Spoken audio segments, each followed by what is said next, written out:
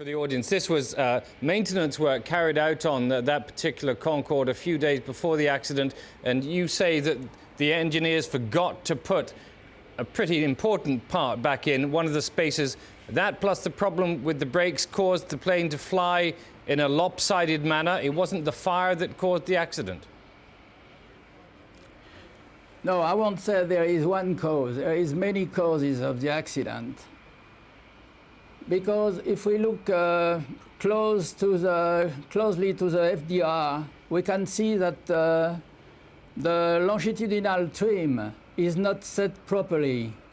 It's set at 2.0 instead of 2.5. Okay, I'm going to stop it there, Mr. Chauve. I have to stop you there because the Concorde here in London is about to take off. It's on its final approach. We'll talk to you again later. For the moment, thank you very much. Go over now to our science correspondent, Tom Heap, who's at Heathrow with that Concorde. And there she is, Tom. Well, as you can see, she's just at the very start of the runway. Probably be a few moments there, just making final checks to the engines before taking up on this flight, which is really, if you like, the first time that it's had to regain its airworthiness certificate since 1976, when Concorde first got permission to fly as a passenger airliner, carrying people over the skies of Britain and the world. Christopher Overlaw, at this point, how important is this flight to, if you like, the whole future of supersonic travel? Well, the main thing that has to be proved is that Concorde really is safe. The modifications to make it safe are being carried out. The next thing we've got to do is to make sure that the modifications work effectively. And that's really what that flight is all about. Confidence building, verification in the system. Now we're looking here at the rear of Concorde, the actual engines. When they actually fire up, will we actually see anything out of there? Is there a sort of visual clue here? Absolutely. Any moment now we'll see the reheats light up, and there'll be 4 glows from one from each of the engines. And from then on, the acceleration starts. And the most important point then after that is 100 knots, when the flight engineer will, as I've already said, check that we've got 4 greens, a green light for each engine, proving that it's giving the correct amount of thrust in order to take it safely into takeoff. After that there's B1, which is decision speed, beyond which, of course, the aircraft will fly whatever. At the point that it actually takes off, do you get a big surge? Is there a big G-force, if you like? No, not especially. The rotate speed is approximately 190 knots, 220 or so miles per hour. It's quite a gentle rotation, normal rotation compared to subsonic aircraft. It'll rotate up to about 13 degrees above the horizontal. And nose up 13 degrees. That's right. Yeah. Accelerate to 250 knots. And rotate up a little bit more to maintain 250 knots. Thereafter, there will be a noise abatement time. The crew will say 3, 2, 1, noise, and the reheats will switch off. The engines will be throttled back. The climb becomes much more gentle.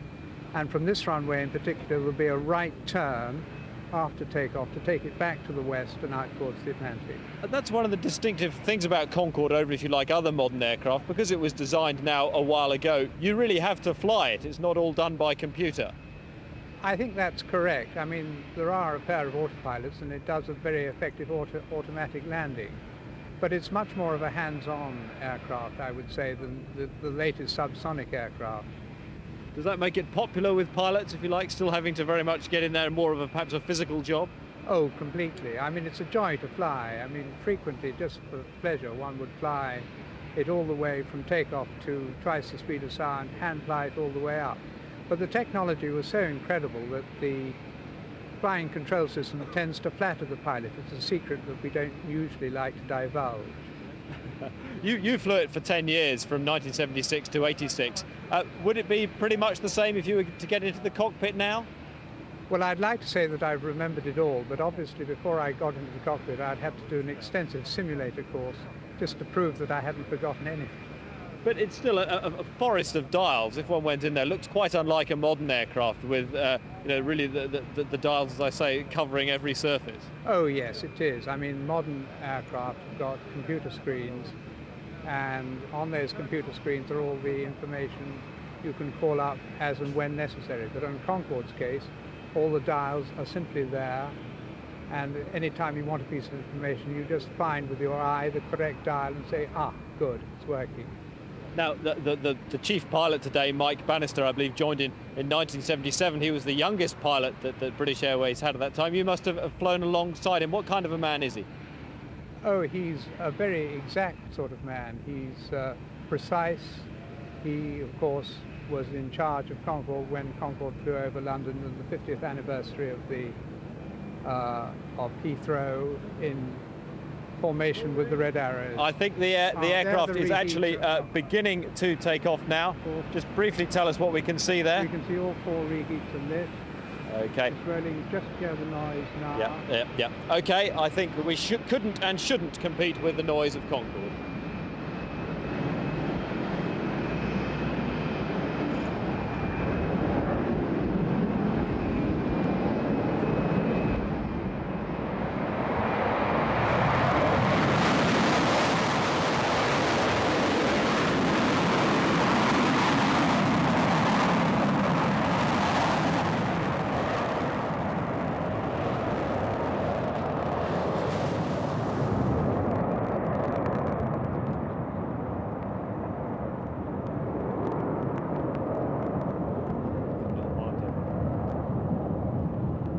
Well, Concorde disappearing off into the clouds on what is the first supersonic airliner to have left Britain in nearly a year.